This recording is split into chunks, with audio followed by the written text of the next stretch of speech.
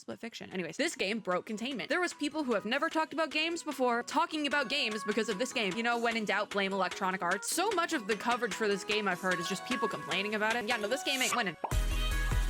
Okay, my audio shouldn't be messed up too bad, but TLDR, I spent 3 hours troubleshooting new headphones today, and it went so poorly, I'm returning them before I go to work tomorrow morning because I'm that pissed off about it. I am doing it first thing. I want them out of my house. Razer, you will be dealt with one day. Why do you sell headphones that are known to not work? I'm like, huh? Anyways, that's not what today's little video here is about. We are talking about the Ultimate Game of the Year nominations and subsequently who I think is going to win for what reason. I'm going to say reasons because I'm probably we have different contenders. Even just seeing this image here, right? There's contenders. Even I'm torn up about it a little bit. You know, I think there's a standout. I do think there's a standout. But it is interesting that even just looking at this image, all 3 of the games I put on the thumbnail for the voting video because I thought they were big contenders for various awards.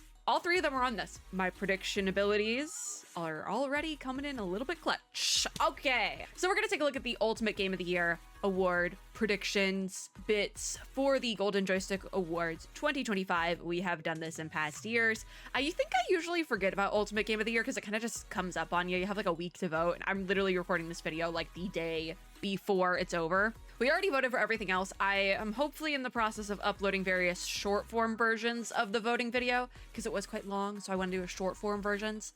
But we have to do Ultimate Game of the Year. For those of you who don't know, I am an official co-streamer this year for the Golden Joystick Awards, so we will be watching it later on this month. I believe the final date for the actual show is going to be November 20th. That is a Thursday, I believe. And I'm not sure on the times because I know it's in the evening in Europe, but I'm obviously not in Europe. So anyways, all that is to say, my opinions on these games are not final.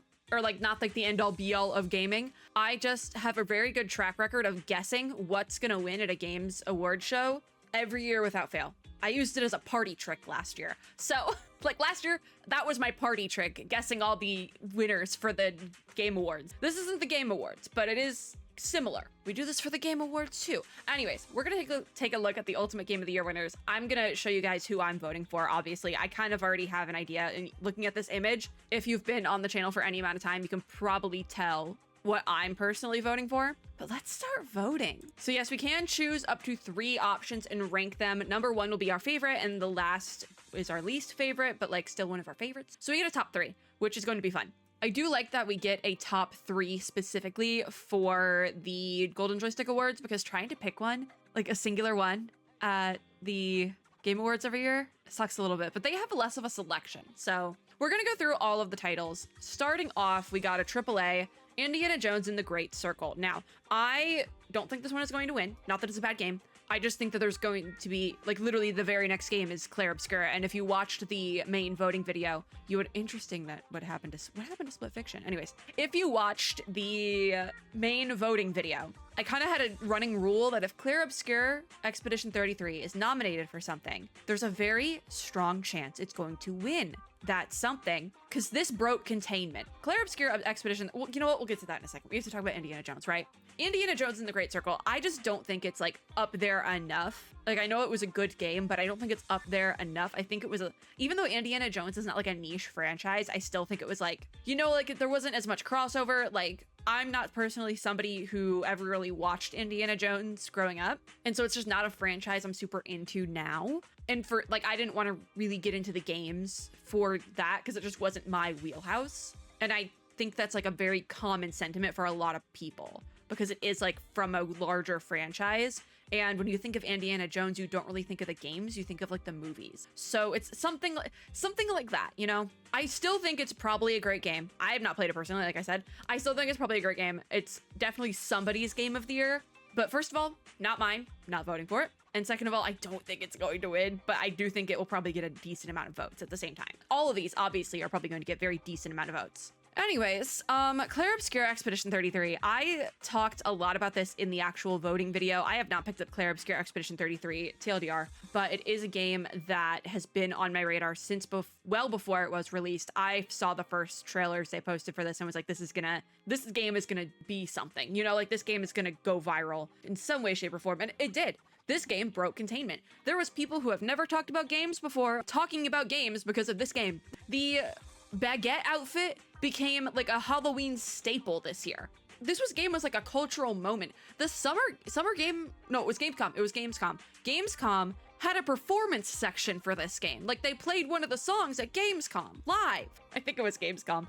Like that's a lot of hype. There's a couple reasons I haven't picked this up. One being I tried to get a review copy like multiple different times and got ghosted every single time. So like haven't prioritized it for that reason. Two, there was that whole thing with the altars, the bundle on Steam. We talked about that last time too. If the altars is here, I'm gonna crash out a little bit. But I am not going to be voting for Clair Obscura because I have not played it, but I do think it's going to win. I do think Clair Obscura Expedition 33 is going to win Ultimate Game of the Year, as well as has a very, very strong chance of winning Game of the Year. There's like 2 different Game of the Year categories at the Game Awards. I think it has a very strong chance of winning both of them at the Game Awards as well. And I'll put my bets in now, quite frankly. I'm not a betting person. I do not promote gambling or betting. I think it's bad.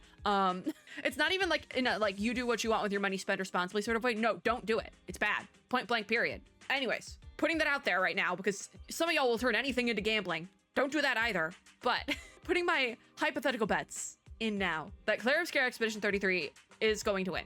Yeah, I'll say that with my full chest. If it doesn't win, I will be surprised. And that we will be experiencing that together. Like I said, though, I'm personally not voting for it, but I do think it's going to win, quite frankly.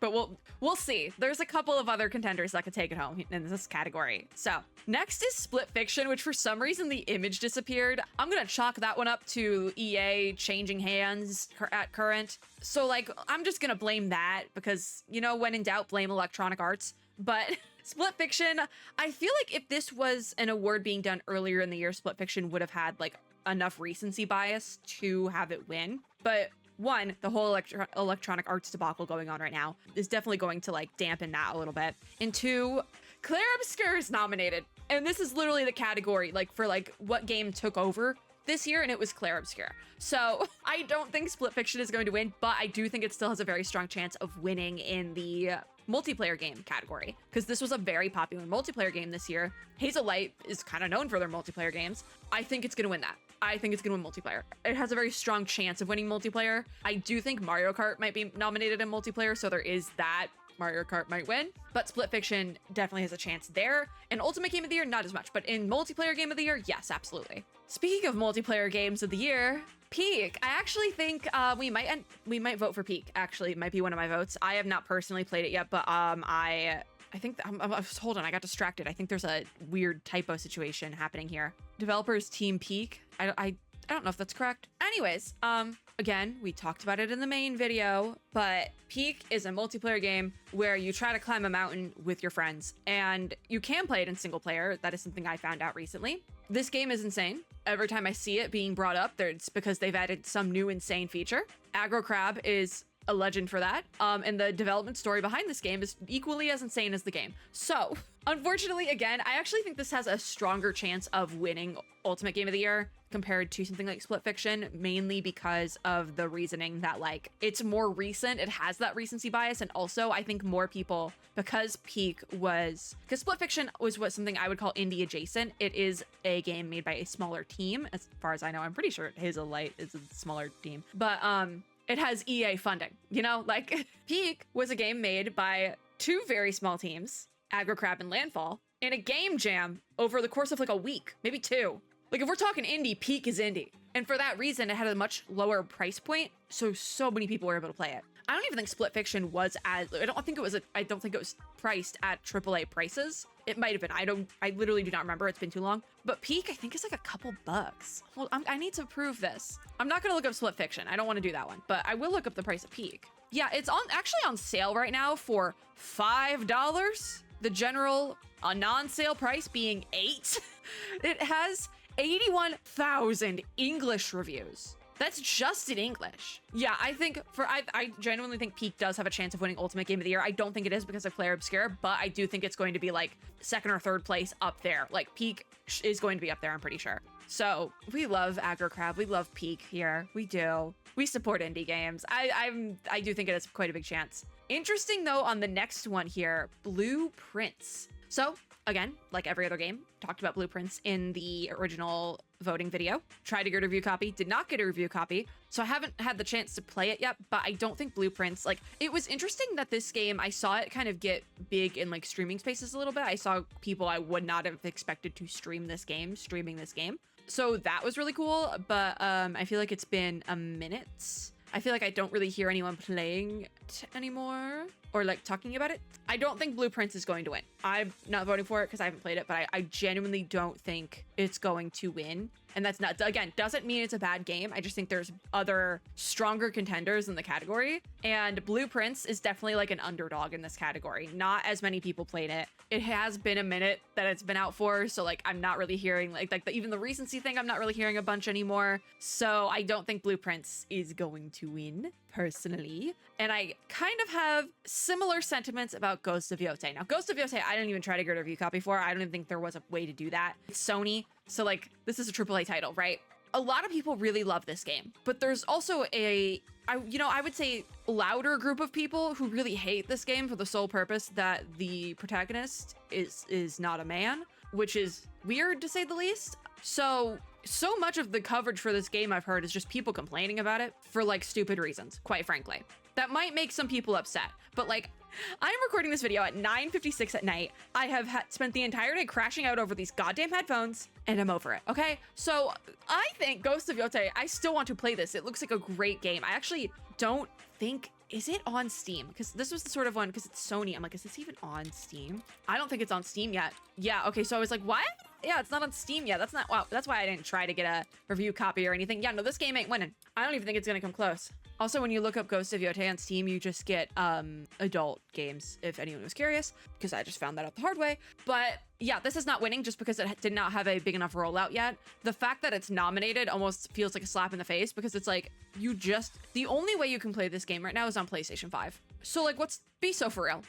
It's like, I was going to say, similarly to Blueprints, I've heard really next to nothing about Ghost of Yotei post-launch. I've heard a couple people talk about it here and there, but not a ton. I don't think I know anyone who's finished it either. So there is that. Like, I can't think of anyone off the top of my head who's finished Ghost of Yotei. I don't recall many people talking about it, and that's because it's on PlayStation 5 and like that's it. So like, you look at a game like Peak that it's only on Steam, but it's like $5 on Steam. We're gonna talk about Silksong in a minute, as well as Hades 2 that also officially came out this year. And Silksong and Hades 2 are on like all the platforms. Similarly, Clair Obscur I think is on consoles other than Switch 2. I would not be surprised if it gets a Switch 2 release sometime soon because Switch 2 is able to handle those graphics, but it came out before the launch of Switch 2, so that made total sense.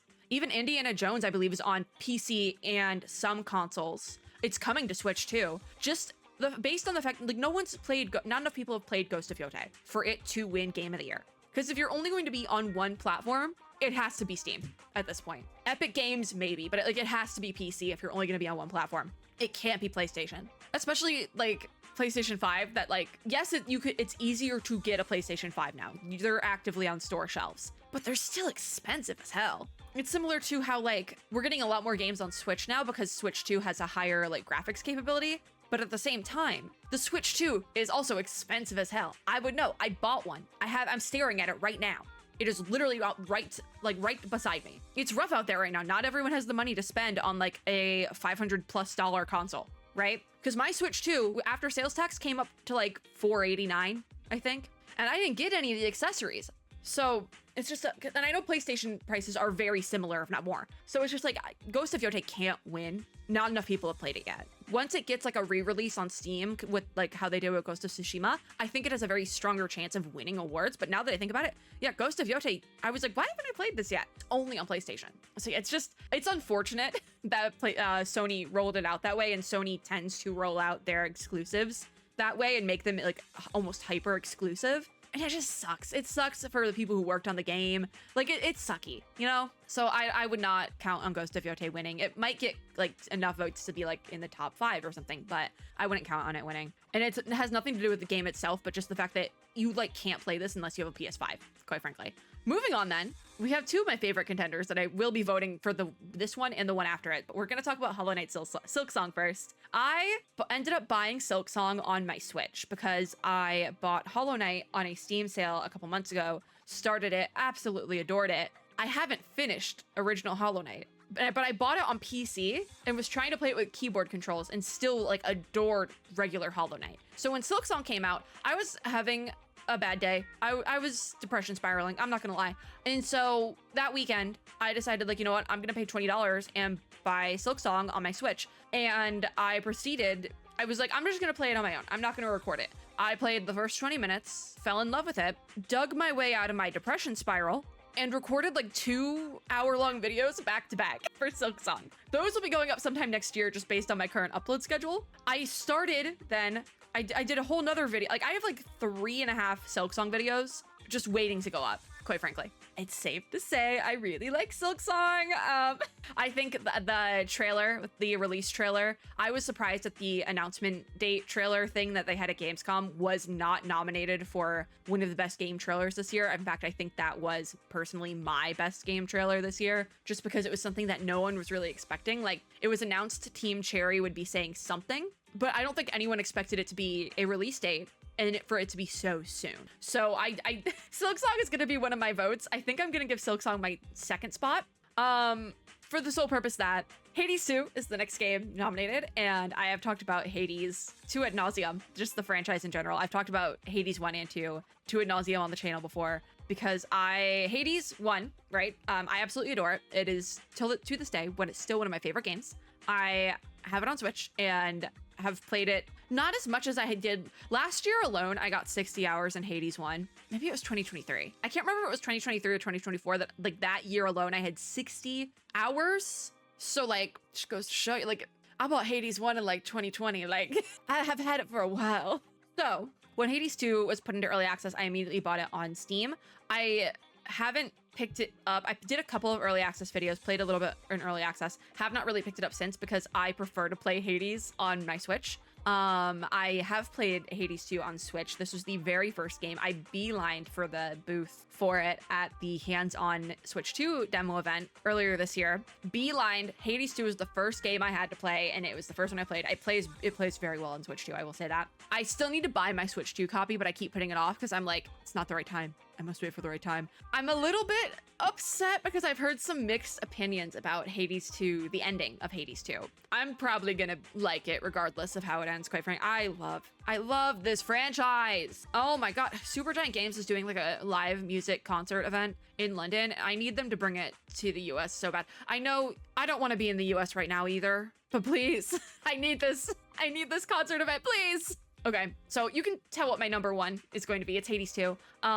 So we'll actually just select these right now. So my 1 and 2 is Hades and Silksong. I'm not sure what my number 3 is going to be. I would put in Clair Obscur, but I know it's gonna win, so I would like to vote for other games. But next up on the list, we have Kingdom Come Deliverance 2. I have not played this game yet. I saw a pretty decent amount of hype for it when it released. Not a ton though, I will say. I feel like it was kind of like niche. But this also was technically a sequel. So obviously you're going to have somewhat, like, honestly, there's people who would probably say hate the release of Hades 2 and the hype around that was also niche. But Hades 2 has very high review scores right now. So I'm just saying. I think in terms of Silksong and Hades 2, I think they both have very strong chances of coming very close to winning Ultimate Game of the Year. But I don't think they will, again, because Clair Obscur is nominated and that just blew everything else out of the water. Silksong specifically has a very strong chance. I think Silksong, like in terms of predicting the actual winner, I think I can give you like 1 and 2. My number 1 winner prediction is Clair Obscur Expedition 33, but my number 2 is Silksong, if that puts it into perspective. So Kingdom Come Deliverance 2, I haven't heard as much about. What I do know about this game is that one of their trailers that was actually nominated for Trailer of the Year, one of their trailers has literally, I think every scene has something that could get the video demonetized. Whether it be like nudity, gratuitous gore, gratuitous violence, foul language that is a little bit more than what is allowed on the internet. You know, like every scene had something in it. And so every time this game was shown, at some sort of gaming event and we were watching it, I had to censor it or fear it's not the copyright banhammer. I guess it would just be the misconduct banhammer every time. So that's my knowledge. That's the extent of my knowledge about Kingdom Come Deliverance 2. I'm personally not voting for it, but I don't know enough of like how this game fared in the greater gaming ecosystem to like make a guess on where it's gonna end up. I don't think it's gonna win though, because Claire Obscure. But after that, we had Donkey Kong Bonanza. I voted for Donkey Kong, I think for best audio, was it? Because this is another game that I got to demo at the hands-on event earlier this year for Switch 2, and was not a game I was totally expecting to love. Like, it wasn't on my radar, but I really liked it. I've mentioned this before when I was demoing it on the show floor. Would it be a show floor? I guess it's technically the show floor. When I was demoing it at this event though, I did have some visual lag and glitching there, but I voted for it for audio because the audio was really good. So there is that. I do think, because it's like, that's the thing, it's a Nintendo IP. So anything that's like under a beloved Nintendo IP kind of has a pretty strong chance of like getting high up there on Ultimate Game of the Year because it's Nintendo and like a lot of people play it, you know? I don't know if I want to vote for like Game of the Year, if I want to vote for Donkey Kong, because this is the one of the games I've played, this is one that I've played the least of because I only did the 20-minute show floor demo. But I do think it was very good. I think it also has a pretty strong chance of winning just because based on what I played of it and it being a Nintendo IP, the response to it when it launched, I think it has a pretty good chance. Death Stranding 2 on the beach. This was another one that when it launched, to me, I felt like it went very quickly of like the hype for it. I feel like a lot of people didn't like Death Stranding 2 as much as 1, but it is a Kojima game. It'll probably do well. I personally don't think it's gonna win. I think it'll do well just because a lot of people played it and a lot of people like this is one of their beloved franchises, but I don't know because I feel like with this one, it wasn't, from what I heard, it wasn't as good as 1. So I don't know. I was intrigued by 2 though from the marketing for it, I will say. I don't know. I feel like this is again one of those games that I don't know enough about because it's a little bit more out of my wheelhouse. So I'm just like, it could go either way for this one. Because also when it gets down to it, Kojima's writing is a little bit polarizing for some people. Like, I think it's one of those scenarios where you either really like 1 or you really like 2, but there's no one who really likes both, you know? But also, discourse is not necessarily bad. It means people are talking about it, like all press is good press sort of thing, but in a much more like low stakes way, you know? It's not like, oh, this game did something bad. Like, no, people are just talking about it because some people like the story and the gameplay and the whole experience of it as a whole. And some people hate it. So like, that's why there's discourse. There's nothing wrong with that. And I think something that can be that polarizing in general in like a very low stakes way, it's not polarizing because it's like breaking any laws or like, what would be the other, like disparaging anyone. It's polarizing because people just didn't like it. And so like some people, you either love it or you hate it sort of thing. And like, I still think a game that's that polarizing in that low stakes of a way, like it doesn't matter at the end of the day if you loved or hated Death Stranding 2. I still think that it is something that polarizing in that sort of way is a contender for something like Ultimate Game of the Year because it's still got people talking. Because if you really don't like a game, right, you're not going to really talk about it. You're going to be like, yeah, it wasn't for me. Sure, let's move on. But if like you despise it, it still made you feel something, you know? It's like people say that the opposite of love is not hate. It's like apathy, you know? It's like not caring. So I'm just saying. Moving on and talking about games people hate. Silent Hill F is our last contender, which this is in a similar boat, I feel like, to Ghost of Yotei, where it was so different from a game that would usually be in that franchise. Not to say that's the first game, because like Ghost of Yotei, Ghost of Tsushima, that's the series. Silent Hill is a beloved, well-documented series. Like there's a lot of games in the Silent Hill franchise. Silent Hill F was an entire like break off from that franchise. It was something very different. And from what I've seen, did the very different bit very well. Again, there was another group of people who were there was probably crossover with the group of people who were upset about Ghost of Yotei. There's a group of people who are upset about Silent Hill F because of certain topics brought up in the game. But at the same time, it's, again, the opposite of love is not hate, it's apathy. So I think, again, a game that can elicit such strong responses from people, that's still a good game. If you play a game and hated it to the point of wanting to yell from the rooftops about how much you hate it, that still made it, like that game still made an impact on you, you know? Like if you really hated the game, if you like, you just wouldn't talk about it. So like, maybe I'm saying controversial things, but again, if you felt something, it means you care.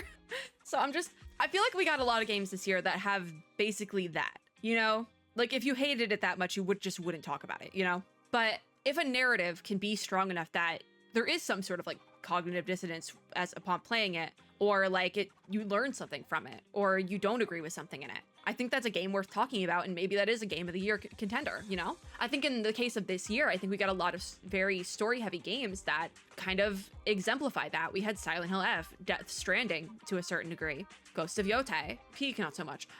You know, Clair Obscura is known for having an amazing story as well. So I think it's kind of a theme this year, looking at like these game of the year nominees. I do think it's funny that the two I picked have story, but like to a lesser degree. I just really like indie games. Like my third is probably going to be Peak because it's an indie game. Like I'm so much more likely to vote for an indie game for the sole purpose that I'm like, heck yeah, indie games. But that's just me. Yeah, I think our third choice is actually going to be Peak, just because looking at all the games on this list, oh, I don't know, because Clair Obscura. I don't want to vote for Clair Obscura because my brain is doing the thing where it's like, Clair Obscura is going to win, so give your votes to somebody else. Split the vote. Don't do that. Don't split the vote. But I do also think, like I talked about this in the original video, but AgroCrab, which is the studio that did Peak, is a studio I've been following for quite a few years, and everything they come out with is super creative, and their social media presence is always so fun, so lighthearted. And it's just like, I want to vote for Peak because of the studio behind it, not even necessarily the game itself, but also the game did very, very well, and you really can't argue with that, you know? So I do want to vote for Peak as my number three. I do still stand by the fact that Clair Obscura is probably going to win. I stand by that. I stood by that in the voting video. Clair Obscura Expedition 33 will most likely win the Ultimate Game of the Year for Golden Joysticks this year, as well as Game Awards. But Game Awards we'll be talking about that next month, you know? Actually, no, we're probably gonna, wait. The voting video for Game Awards is probably happening soon, because the awards themselves are in December. Okay, let's not think about that. But I do think all these games have a chance at winning. Obviously, if they didn't have a chance of winning Ultimate Game of the Year, they would not be nominated here. I do think Ghost of Yotei being in here is a little bit of a slap in the face because it's only available on PlayStation. Not enough people have had the chance to play it yet. But it did come out this year. And in order to be nominated for this category, you have to have come out in the like voting period. So like the end of 2024 up until a certain point in 2025. Of these, I would say like in my brain, Ghost of Yotei is like probably like the least strongest contender, just because not enough people have been able to play it. But at the same time, I think it was a really good game from what I've heard. I still want to play it. And so I don't think it's a weak contender at all, just based on the game, but also like it's only available on PlayStation. And like, yeah, Peak is only available on PC, but 81,000 English reviews. Like, come on. So this is my top three. Number one, we have Hades 2. Number two, we have Hollow Knight Silksong. And number three, we have Peak. I don't think anyone is surprised. The joke I made, the three games I included in the thumbnail for the voting video were Clair Obscura, Donkey Kong Bonanza, and Peak. So I don't think that's gonna end up being the top three just because I picked those out of a hat, honestly. But I mean, they all ended up being here.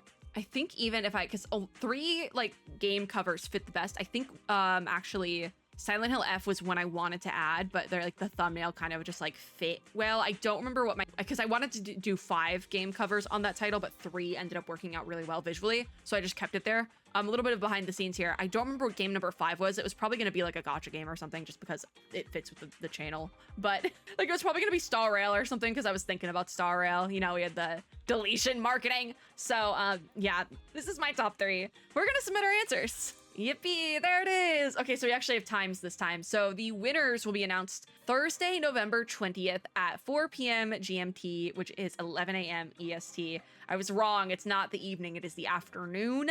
11 a.m. EST. Wait, it says 11 a.m. EST and 8 a.m. EST on Twitch, YouTube, and all major streaming platforms. I believe this is a typo. I believe it should read as 8 a.m. PST. I'm pretty sure. Let me like really quickly look at my phone to time difference this. Actually, yeah, we'll have to look at my phone. Hold on. Let me open the world clock. So what's the difference between... Do I not have a clock on here for New York? Hold on. I do on my lock screen. So in New York, it's 11 p.m. right now. And in LA, it's 8 p.m. Yeah, that would be the time difference, wouldn't it? but it's flipped. So yeah, this is supposed to say 8 a.m. PST. So for me, it's going to be at 9 in the morning. I should probably request a half day off work that day, or just to work. I should probably request to work from home that day. Yeah, I should probably do that soon. Anyways, that's gonna be it for this video. Thank you guys for watching. If you liked this video, make sure to give me a like down below, as well as subscribe for more, and hit the little notification bell to be notified when I upload new ones. Let me know in the comments down below what your ultimate game of the year is, either what you are voting for here, or like a non-nominated one that is your ultimate game of the year. It doesn't even have to be released this year, quite frankly. If you played a game that came out in like 2003, but it was your best game of the year, let me know. I think my ultimate game of the year still would be Hades 2. I do think I stand by that one. Yeah, I think I'm gonna stand by Hades 2. But like Silk Song as well. It's either Hades 2 or Silk Song, I think is my favorite game of this year. Yeah. I probably would lean more towards Hades 2 just because I loved Hades 1 a lot. And it does have more story. Yeah, I think Hades 2 would be my ultimate game of the year, which is funny because I haven't played it this year at all. We need to rectify that one, I think. We do need to fix that. But as always, I hope everyone is having a super lovely day wherever you are in the world, and I'll see you all in my next video. Bye, guys!